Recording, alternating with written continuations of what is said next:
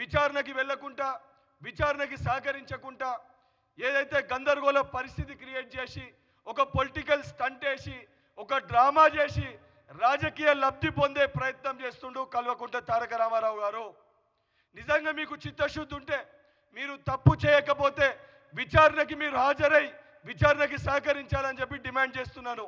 దానితో పాటు ఏసీబీ అధికారులకు కూడా ఈ రామారావు ఎంక్వైరీకి రమ్మంటేనే వస్తలేడు, రేపు పొద్దున ఇతర దేశాలకి పారిపోయే ఒక పరిస్థితి కూడా రావచ్చు.